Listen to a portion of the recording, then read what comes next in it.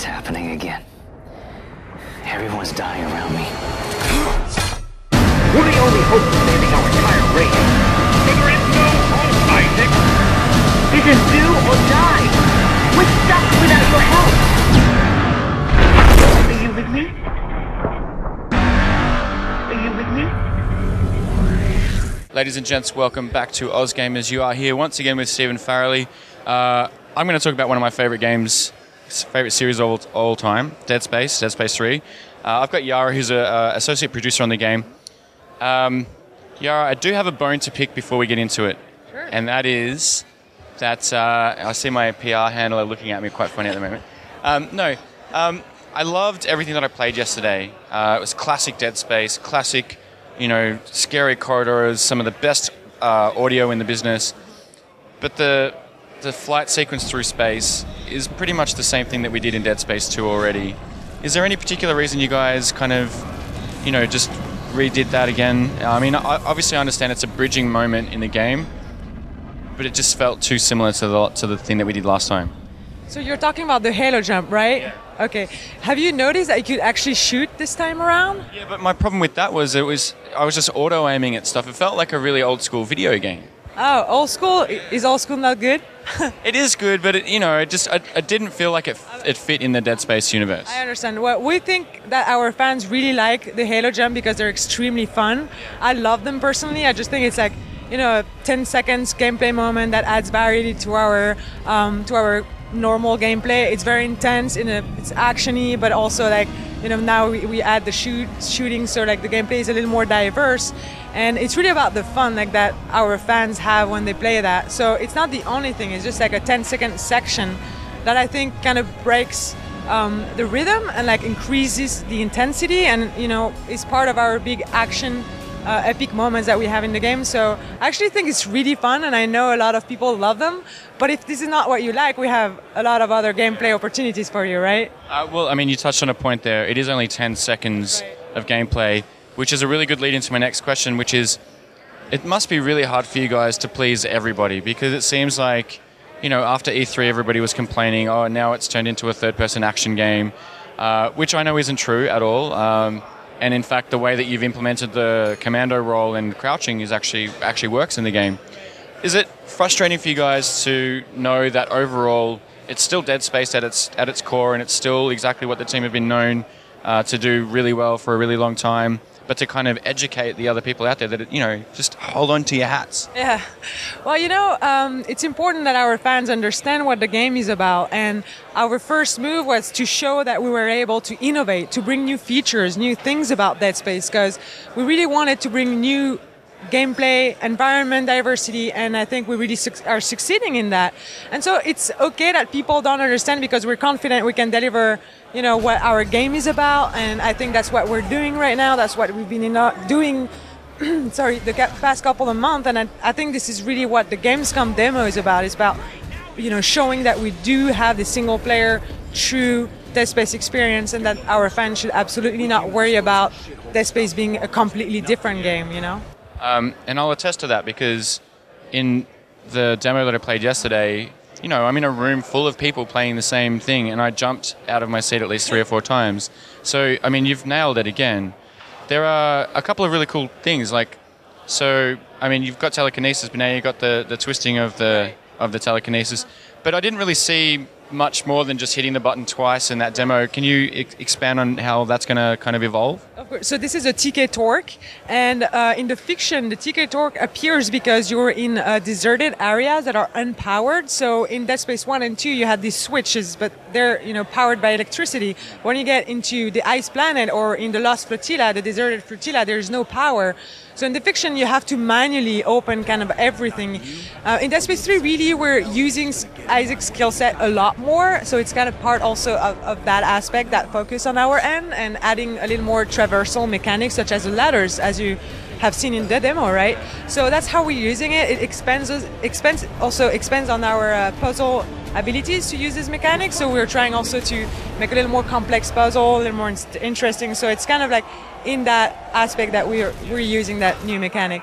How long does it, talking about the ladders, because in Dead Space 2, one of the scary moments was when you'd get into a crawl space, and so you're really up close. You've got a really narrow field of vision, and then when you guys animated him coming out of the crawl spaces, you didn't know what was behind you ever. And it's a very clever way to build tension. Now the ladder sequence, you've got this amazing camera angle that is just so scary.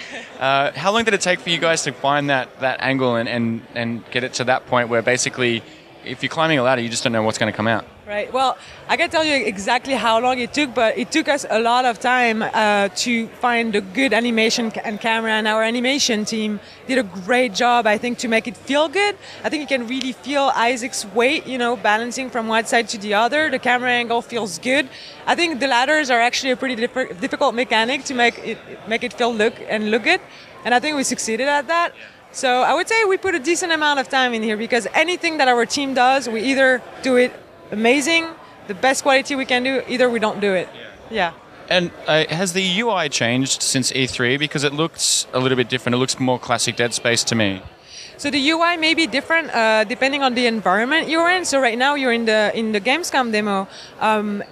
The ship that you see, it's the Eudora. It's actually a very modern ship of one of the crew members that you're going to be traveling with. So it's very modern, it has this very futuristic look to it.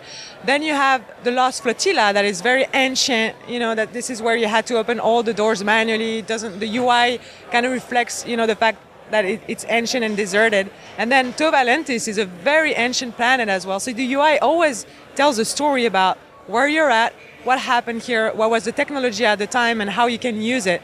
So yes, the UI that you saw at E3 on To Valentis is different than the one you're going to see on the Eudora ship, which is a very new ship, which is different from the one you're going to see on the Flotilla. Yeah, right. In terms of locations, I mean, you've mentioned 3 major ones. Can we expect more than that, or are you not allowed to talk about that? I cannot tell you anything right now, but very good surprises to come. Okay. And in terms of, I mean, I'm not even going to talk about the co-op stuff, because as everybody's pointed out, you don't have to play it. It's there. It's an option for the players. So, but in terms of the single player content, are we looking at something similar to Dead Space 1 and 2? I mean, they both kind of had a pretty similar cadence, a pretty similar amount of time to put in, and even in terms of challenge, like I played them on the hardest difficult setting I could. What have you guys done to kind of maintain that level of consistency? So I think in Dead Space 3 is a little different, because we have a little more depth in gameplay and also in environments. So we have the beta path, which are additional and totally optional levels to explore, which is great if you want to scavenge for great resources.